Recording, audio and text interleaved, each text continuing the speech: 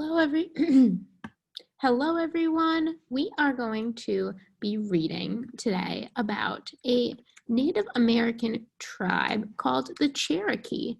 We hear about the Cherokee in our Indian Choose book, and so I thought it'd be important to read a little bit about it. And this book is on epic, so if you want to go back to it at some point and explore some more, then you can. Native Americans, the Cherokee. Amazing people. Hundreds of years ago, North America was mostly wild open land. Native Americans lived there. They had their own languages and customs. The Cherokee are a Native American nation. They are known for their powerful women and their writing system. Let's learn about these Native Americans. Did you know fact? The name Cherokee means people of different speech. This came from a Creek Native American word. The Cherokee called themselves Ani, Yun, Wia, or Tsalagi. That was a tough word for even Miss Bryce. That happens sometimes. Cherokee territory. The Cherokee are a large nation of people. Their homelands were in the southeastern United States. Right here. They lived in parts of present-day Georgia, Alabama, Tennessee, Kentucky, West Virginia, North Carolina, and South Carolina. Their land was in the Appalachian Mountains. You can see all those states that I just listed right here. Kentucky is right next to us, right below us, rather. Pretty cool. Home life. The Cherokee lived in water and daub houses. These homes were made for just one family. The house frame was built from river cane, wood, and vines. It was coated with clay. The clay that covered the frame dried very hard. This took time, but made a strong house. The roof was made of grass or bark. Did you know?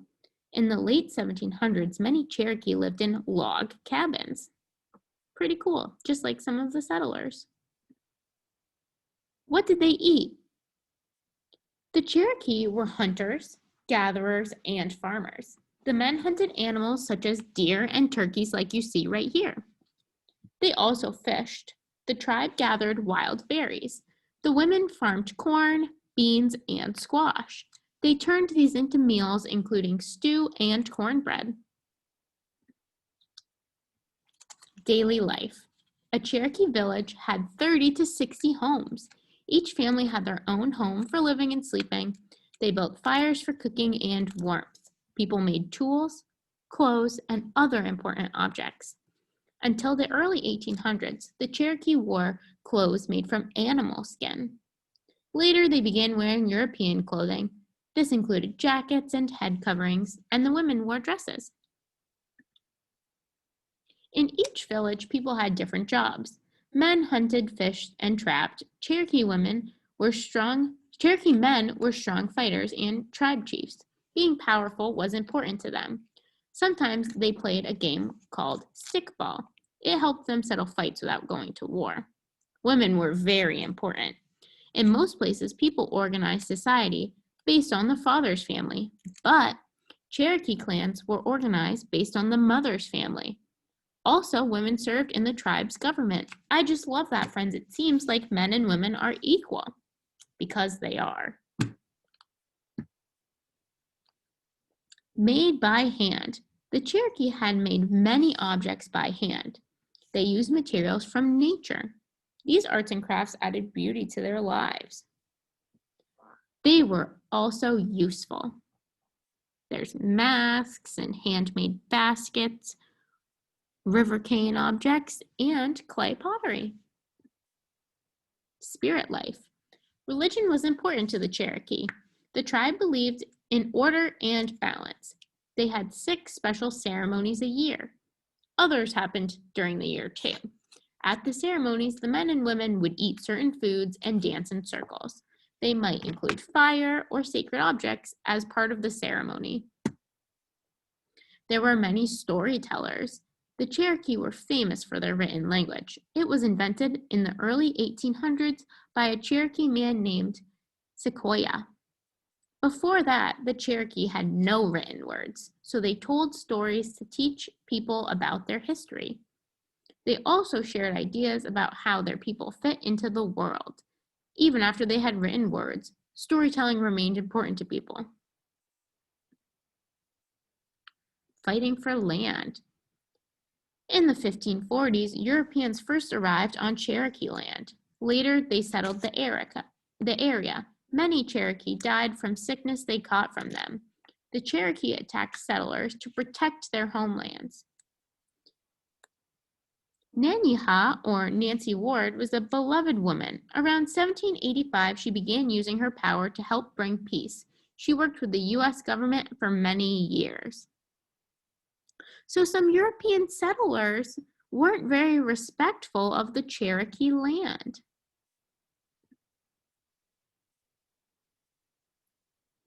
In 1829, gold was found on Cherokee land. American settlers wanted the land.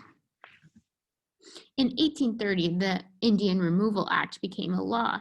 It said all Native Americans had to move west of the Mississippi River. Some Cherokee agreed to move, but many wanted to stay. In 1838, the U.S. Army forced the Cherokee and other tribes to leave. They were very forceful, friends. The tribes walked or rode horses about 800 miles to land west of the Mississippi River. This was called the Trail of Tears. Today, many Cherokee people live in northeast Oklahoma, North Carolina, and Tennessee. They work hard to protect their land and their way of life. Here is a timeline. We've learned about these before. In the 1700s, the Cherokee caught sickness from European settlers. In 1821, that's when they began using written language. They made their first constitution. That means they made their first rules or law. And in 1838, that's when they walked the Trail of Tears.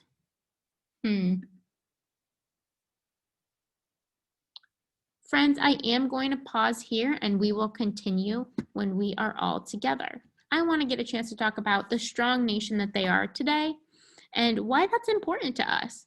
We've been studying Native American tribes in correlation or at the same time as our Indian Shoes book, and so I really want to dive into that before we finish up the unit.